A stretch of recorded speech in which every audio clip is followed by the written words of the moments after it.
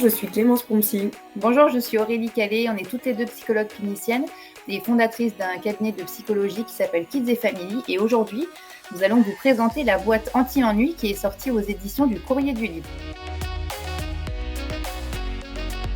Alors, contrairement à ce que le titre pourrait laisser entendre, qui est écrit boîte anti-ennui, on pourrait penser que c'est pour que surtout les enfants ne s'ennuient pas, mais au contraire. En fait, nous on trouve en tant que psychologue que l'ennui a beaucoup de vertus, et donc on a plutôt développé des facultés pour que l'enfant apprécie s'ennuyer grâce à cette boîte, parce qu'on ne le laisse pas totalement dans le vide, mais on va au contraire développer tout un tas de facultés discrètement, qui sont à l'intérieur de lui, qui sont faciles à trouver. Alors pour l'utilisation de cette boîte, il y a plusieurs façons de faire. Ce qu'on a voulu, c'est qu'elle soit très grande, en fait, pour qu'elle soit facile de prise en main par les enfants. Vous voyez, dans la main, ça prend quand même beaucoup de place. Et on a fait exprès que les illustrations soient assez grandes.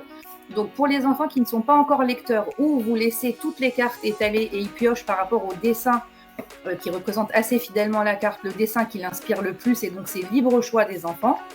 Ou alors, vous allez prendre par rapport au livret parmi les 15 facultés qui sont développées, comme l'autonomie, les rivalités dans la fratrie, enfin voilà, on vous les développera plus tard,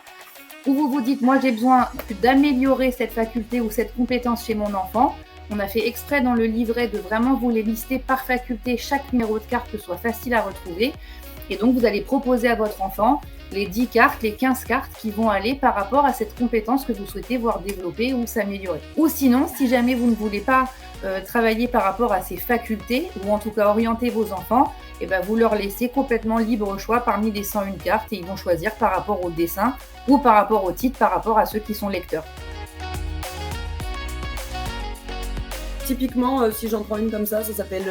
Crée ta mini-maison. En gros, c'est fabrique une cabane dans ta chambre ou dans le salon. Ça va mettre un peu le why dans le salon, mais c'est fait que de choses gratuites, ça n'est fait que de l'imagination de l'enfant. L'idée, c'est d'améliorer aussi bien les relations dans la fratrie, parce que ce sera vachement plus marrant de partager une cabane avec des frères et sœurs, et ça reste une activité absolument irrésistible pour que tout le monde y vienne. On peut les aider, on peut lancer l'activité. Néanmoins, après, ils peuvent la garder pendant presque 2 jours ou 3 jours, avoir envie de la refaire le week-end d'après. Et des idées toutes bêtes pour développer, se repérer dans l'espace, voir comment est-ce que les choses tiennent, s'équilibrent les unes par rapport aux autres. C'est des détails pour nous, ça paraît simple, mais finalement, c'est des choses importantes et qui peuvent rendre le week-end agréable. En fait, l'idée de cette boîte, elle est venue parce que on s'est rendu compte que finalement, les enfants aujourd'hui avaient beaucoup de mal à s'ennuyer, sollicitaient énormément leurs parents, avaient beaucoup de difficultés pour jouer dans leur chambre sans la présence d'un des deux parents qui doit être assis par terre sur le tapis. Donc vraiment, ce qu'on voulait, c'était montrer qu'avec des choses toutes simples qu'on a tous dans nos maisons, le matériel est vraiment pas élaboré, que finalement, avec des choses toutes bêtes, eh ben, on peut occuper son enfant et que lui peut s'occuper tout seul pendant 30 minutes, 1 heure, 2 heures, et qu'il prenne du plaisir à pouvoir s'amuser sans être surstimulé, sans la présence d'un adulte, et juste avec 2-3 bricoles, eh ben, il va développer son imagination, sa créativité, parce que, en gros, avec la boîte anti-ennui, ce qu'on va faire, c'est juste donner un coup de pouce à vos enfants pour qu'ils apprennent à s'occuper avec des choses toutes simples, parce que les enfants d'aujourd'hui ont un petit peu perdu l'habitude. Donc finalement, cette boîte anti-ennui, elle s'adresse à toutes les familles d'aujourd'hui, parce que qu'on soit à la campagne ou dans un tout petit appartement dans une ville qui grouille et qui fourmille, parfois se poser. Alors Aurélie n'aime pas que je le dise, mais avec 3 cartons du fin fond de la poubelle, on peut faire des bateaux de pirates, on peut faire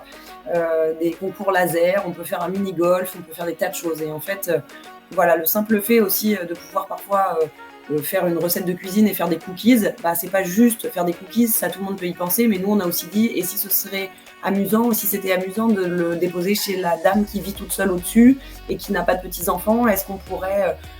faire des photos, un montage photo rigolo et l'envoyer à ta grand-mère parce que ça fait longtemps qu'elle n'a pas vu que tu avais grandi. Finalement, il y a des tas de choses qui peuvent se cacher dans des choses simples, et donc ça s'adresse à tout le monde, parce que ce soit pour nos voisins, pour notre famille ou pour l'enfant tout seul et l'enfant unique,